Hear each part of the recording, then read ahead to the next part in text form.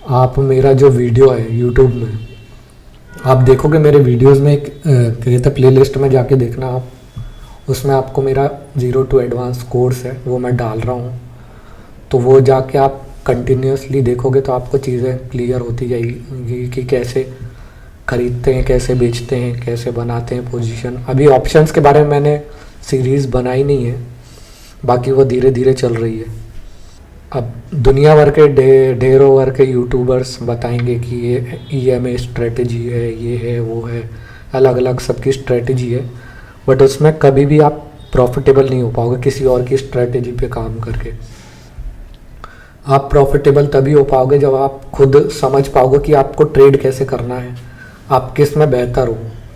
Strategy का मतलब ये नहीं होता है कि एक मूविंग एवरेज लगा दिया और इसको क्रॉस कर रहा है या क्रॉस ओवर हो रहा है तो ट्रेड मिल गया। ये सारी चीज़ें ऐसे कभी काम नहीं करता, कभी प्रॉफिटेबल नहीं हो सकते। स्ट्रेटजी मतलब कि एक सेटअप का मतलब ये होता है कि आपका एक डिसिप्लिन होना चाहिए, एक रूल होना चाहिए कि आपको कितने ट्रेड लेना है, और आपका एक कॉन्फिडेंस बिल्डअप होना चाहिए जिससे आप ट्रेड आसानी से कर पाते हो, आपको डर नहीं लगता ट्रेड लेने के बाद। जैसे अभी ये हुआ, मैं सिर्फ 2 चीज़ फॉलो करता हूँ। एक मूविंग एवरेज 21 इंट्राडे के लिए 5 मिनट्स के टाइम फ्रेम में, जिससे मैं सिर्फ सपोर्ट और रेजिस्टेंस देखता हूँ। जैसे यहाँ पे भी मैंने बोला कि 21 मूविंग एवरेज पे एक रेजिस्टेंस हो सकता है, रिजेक्शन, तो अभी भी मार्केट वहीं पे साइडवेज मूव कर रहा है, तो ये एक रिजेक्शन पॉइंट है 21 मूविंग एवरेज का। तो यहाँ आप नई पोजीशन ना बनाए तो बेहतर है, या बनी हुई है तो आप होल्ड कर सकते हो।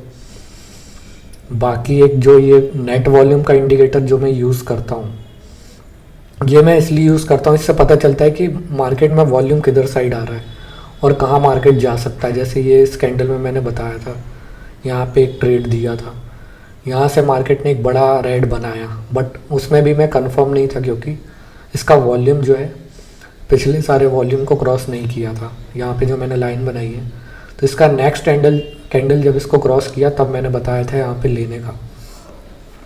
तो ये कैंडल काफ़ी अच्छा नीचे गया और इसने अच्छा टारगेट भी दिया। बाकी मेरा एक्सपेक्टेशन यहाँ तक का था और मैंने SL भी दिया था यहाँ, तो SL हिट तो हुआ नहीं, टारगेट 1 ऑलमोस्ट अचीव हो गया था। सिर्फ 2 चीज़ देखनी है, एक तो मूविंग एवरेज सपोर्ट रेजिस्टेंस के लिए और एक नेट वॉल्यूम के लिए कि मूवमेंट कब आ सकता है। और ज़्यादा होल्ड नहीं करना है, मोमेंट में ट्रेडिंग करनी है, बस सिंपल।